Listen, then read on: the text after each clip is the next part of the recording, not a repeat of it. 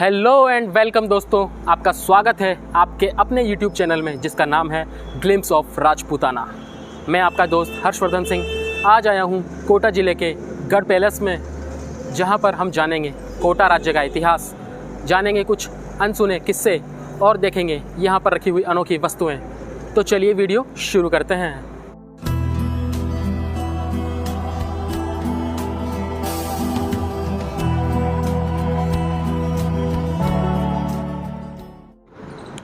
मुख्य दरवाज़ा टिप्टा चौराहे के सामने स्थित है, जो कि एक नया दरवाज़ा है। इस नए दरवाजे से सिटी पैलेस में अंदर प्रवेश लिया जाता है, जहां पर एक पुलनुमा संरचना बनी हुई है, जो कि आगे एक चौक है, जलेब चौक, उसको जोड़ती है। बहुत से लोगों को जानकर आश्चर्य होगा कि कोटा में भी हवा महल है। मुख्य प्रवेश द्वार के पास ही महाराव राम सिंह सेकंड ने हवा महल का निर्माण करवाया था, जिसके द्वारा महल की महिलाओं को बाहरी दुनिया देखने का मौका प्राप्त होता था। यहाँ हम देख सकते हैं मुख्य प्रवेश द्वार के पास में स्थित हवा महल। गढ़ में प्रवेश करने से पहले जान लेते हैं इस गढ़ निर्माण की जानकारी। बूंदी के राजा जैत सिंह ने 1264 में यानी 1264 में कोटा जिले के यानी कि इस क्षेत्र में रहने वाले कोटिया भील को हराकर इस गढ़ की नींव की स्थापना की और इस क्षेत्र का नाम कोटिया भील के नाम पर ही कोटा रखा गया। रियासत काल में सेलर गाजी दरवाजे से गढ़ में प्रवेश किया जाता था, जो महल में मौजूद प्राचीनतम संरचना है। यह दरवाज़ा 16वीं शताब्दी में बना था, जो कि इस्लामी शैली में बना हुआ है। आप लोगों को यह जानकर आश्चर्य होगा कि सन 1545 से 1561 तक 16 सालों तक मालवा के पठान बंधुओं केसर खान तथा डोकर खान ने कोटा पर शासन किया और इन्हीं के काल में इस दरवाजे का निर्माण किया गया। वर्तमान में यह दरवाजा पर्यटकों के लिए बंद रहता है।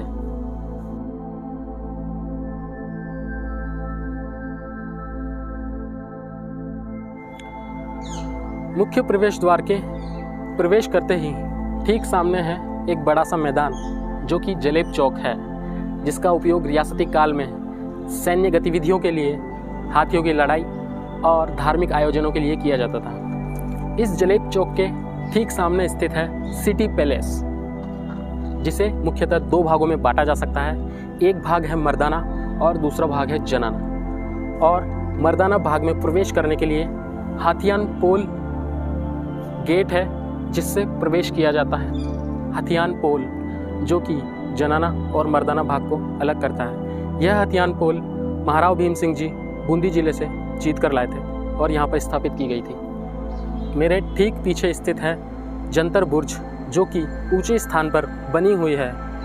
रियासत काल में जंतर बुर्ज का उपयोग सैनिक करते थे।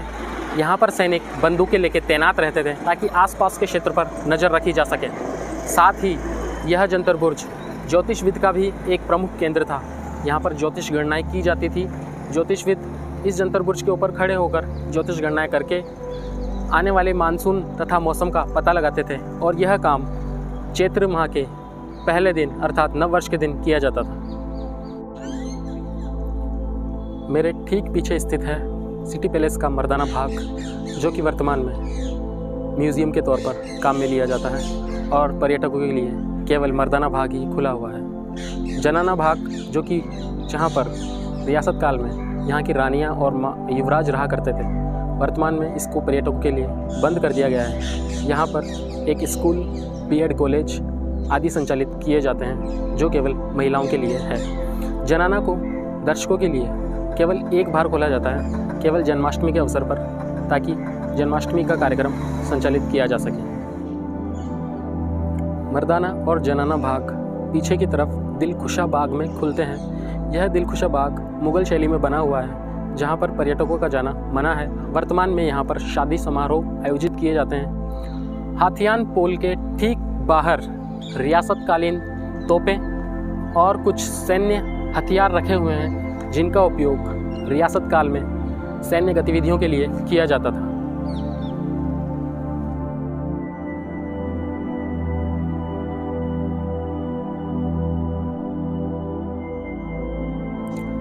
सिटी पैलेस के दो भागों जनाना और मर्दाना के ठीक बीचों बीच स्थित ब्रजराज जी का मंदिर, जो कि वल्लभ संप्रदाय की प्रमुख पीठ रहा।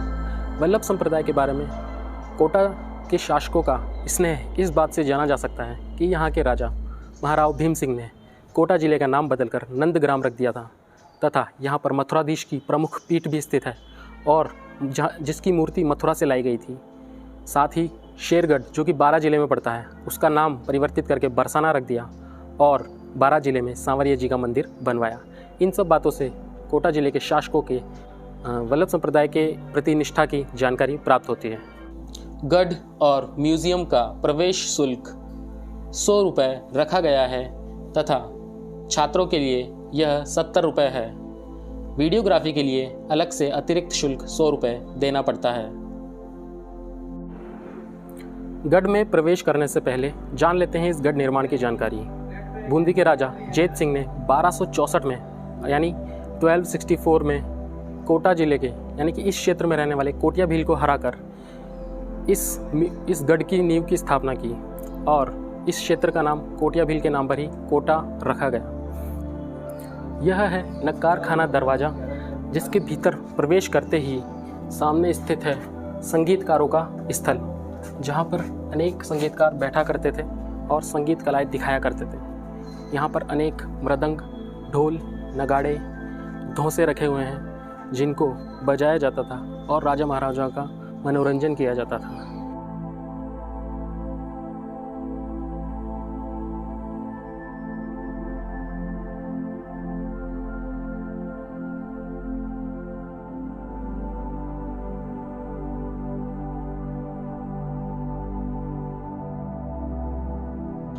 म्यूजियम के ठीक सामने रखा है एक गोल यंत्र जो कि ज्योतिष गणनाओं के लिए इस्तेमाल किया जाता था। पास ही में रखा है एक जल घड़ी जो कि समय की गणना करने के लिए इस्तेमाल की जाती थी। नक्कार खाने के सामने लगा है राव माधो सिंह जी का 1635 का शिलालेख।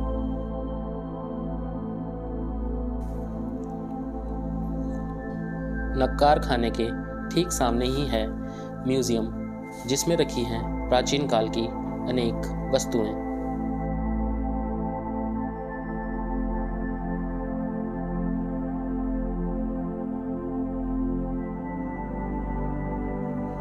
संग्रहालय में प्राचीन मूर्तियां, मोहरें, शतरंज के खेल की मोहरें, गंजफा आदि रखे हुए हैं।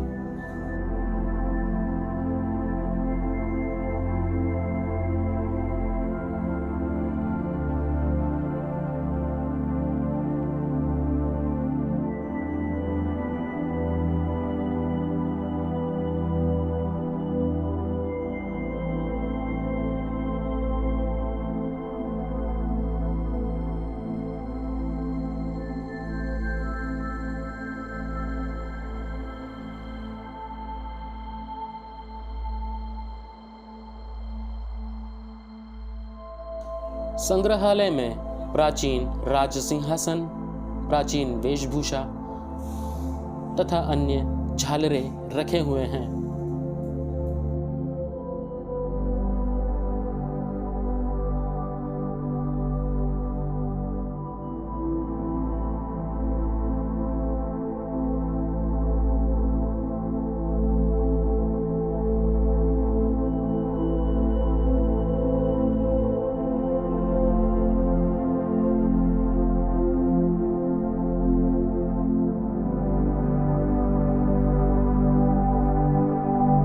संग्रहालय में अनेक प्राचीन ग्रंथ भी रखे हुए हैं। देवी देवताओं की तस्वीरें रखी हैं।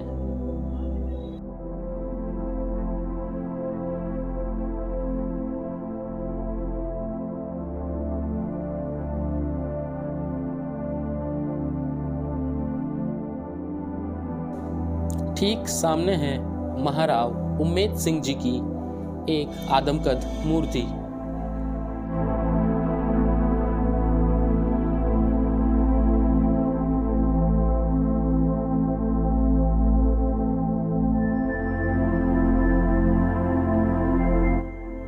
म्यूजियम के इस भाग में रखे हैं अनेक अस्त्र शस्त्र जिनका प्राचीन काल में युद्धों में उपयोग किया जाता था। यहाँ पर अनेक तरह की तलवारें रखी हैं जिनमें से पृथ्वीराज चौहान की तलवार काफ़ी मशहूर है।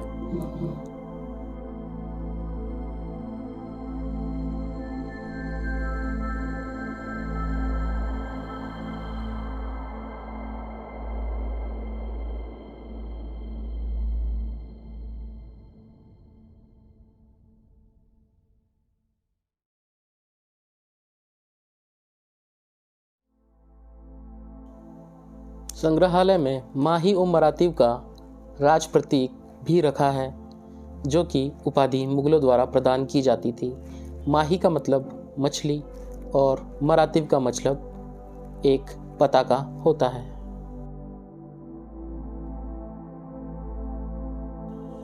संग्रहालय में रियासतकालीन बंदूकें भी रखी हैं।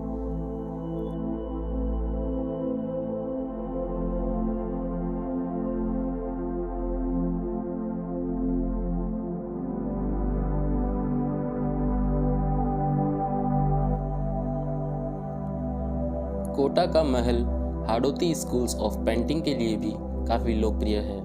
यहाँ प्राचीन काल के चित्र अभी भी संवार कर रखे गए हैं। यह महल अपनी भित्ति चित्रकारी के लिए भी काफ़ी मशहूर है। महल में लगी आर्ट गैलरी में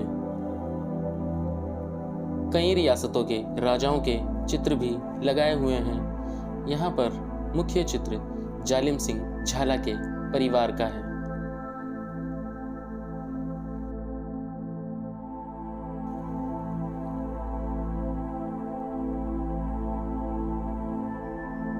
महल में कोटा के पुराने राजाओं के चित्र भी लगाए हुए हैं। सबसे ज़्यादा चित्र महाराव भीम सिंह के हैं। महाराव भीम सिंह का बचपन का एक चित्र जो कि काफ़ी अच्छी अवस्था में रखा हुआ है। महाराव भीम सिंह के काल में कोटा अपने चरम पर था। महाराव भीम सिंह जी ने कोटा को इतना विस्तृत कर दिया था कि यह मेवाड़, जयपुर तथा जोधपुर के समान हो गया था। बात करें कोटा राज्य की आरंभिक स्थिति के बारे में, तो कोटा आरंभ में बूंदी राज्य के अंतर्गत ही आता था, लेकिन कुछ हद तक स्वायत्त यानी कि ऑटोनोमस भी था। जहांगीर के काल में बूंदी के हाड़ा राजा थे रतन सिंह, जो कि न्यायप्रिय और अच्छे चित्रकार होने के कारण सर बुलंद राय और रामराज की उपाधि धारण करते थे। जहांगीर से अच्छे संबंध होने के कारण इनकी नियुक्ति दक्षिण भारत में हुई। अपनी दक्षिण भारत में नियुक्ति के दौरान खुर्रम यानी शाहजहां का विद्रोह का दमन भी किया और उसको दक्षिण भारत में ही नज़रबंद करके रखा और अपने बेटे हरि सिंह को उसकी देखरेख में नियुक्त किया। हरि सिंह थोड़ा चंचल और शैतान टाइप का व्यक्ति था, जिसने खुर्रम को परेशान करना प्रारंभ कर दिया। वह उसको यातनाएं देता, उससे पानी भरवाता, पंखा चलवाता और खाने के लिए सूखी रोटियां दिया करता था। इस सभी व्यवहार से खुर्रम परेशान हो गया और उसने रतन सिंह जी से कहलवा कर शिकायत की और रतन सिंह जी ने अपने छोटे बेटे माधो सिंह को शाहजहां की यानी कि खुर्रम की देख रेख करने के लिए भेजा। माधो सिंह थोड़ा इंटेलिजेंट टाइप का व्यक्ति था। उसे पता था कि खुर्रम आने वाले समय में देश का यानी कि दिल्ली का बादशाह बनने वाला है और उसने खुर्रम के साथ बुरा बर्ताव नहीं किया, जिससे खुर्रम और माधो सिंह के मध्य अच्छे संबंध हो गए। कुछ समय बाद जेल से भागने में भी अपनी खुर्रम की सहायता करते हैं। कोटा राज्य की स्थापना कैसे होती है? भागते समय खुर्रम अपनी दोस्ती का वादा करता है और बोलता है कि बुरे समय में तुम मेरे साथ आए, मैं तुम्हारे भी साथ आऊँगा, और वादा करके चले जाते हैं। कालांतर में जहांगीर की मृत्यु के बाद में खुर्रम बादशाह बनता है यानी कि शाहजहां बनता है। उसने अपनी दोस्ती याद रखी और माधो सिंह का व्यवहार याद किया और 1631 में घोषणा की कि माधो सिंह को कोटा का स्वतंत्र राजा घोषित किया जाता है। इस प्रकार बूंदी के विभाजन से कोटा एक स्वतंत्र राज्य बनता है। इस मित्रता को आगे और बात करें तो पता चलता है कि दोनों अपनी मित्रता पूरी निभा रहे थे। जब माधो सिंह प्रथम एशिया में अपनी वीरता से लोहा मनवा रहा था तो शाहजहां ने प्रसन्न होकर उसे अपना प्रिय घोड़ा बाद रफ्तार, जो कि चांदी के आभूषणों से सज्जित था, भेंट किया। दोनों अपनी मित्रता पूरी तरह से निभा रहे थे। म्यूजियम में पुराने समय में राजा महाराजाओं द्वारा किए गए शिकारों के अवशेष भी संग्रहित करके रखे गए हैं। यहाँ पर शेर, भालू, मछलियाँ, तेंदुए, चीते, मगरमच्छ, घड़ियाल, हिरण इत्यादि के अवशेष संग्रहित हैं। महल की दीवारों पर की गई चित्रकारी, सोने की तथा चांदी की चित्रकारी, गुंबदाकार मंडप, चाल, पुष्प वर्क, स्टोन वर्क तथा वनस्पति डिजाइन देखने लायक है।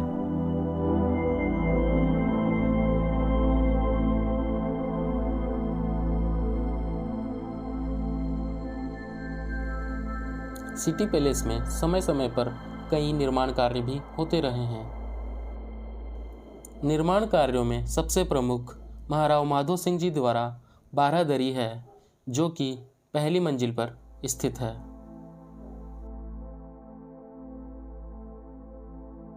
महाराव शत्रुशाल ने बारादरी के ऊपर छत्र महल का निर्माण करवाया तथा गुमान सिंह ने भी महल का निर्माण तथा उम्मेद सिंह द्वारा बड़ा महल का निर्माण करवाया गया।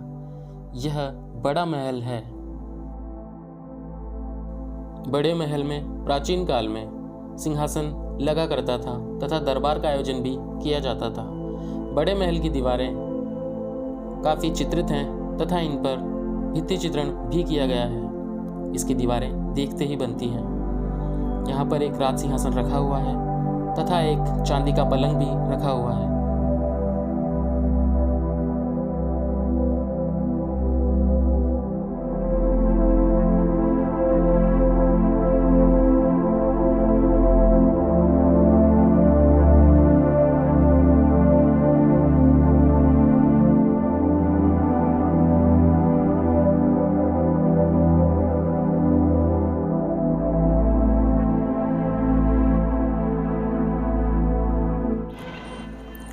बात करें वर्तमान में कोटा राज्य के महाराजा की, तो वर्तमान में कोटा राज्य के महाराजा हैं महाराजा इज्जराज सिंह जी, जो अपने पिता के यानी ब्रजराज सिंह जी के देहांत के बाद 2022 में ही यहाँ के महाराजा बने हैं। इज्जराज सिंह जी कोटा बूंदी संसदीय क्षेत्र से सांसद भी रह चुके हैं।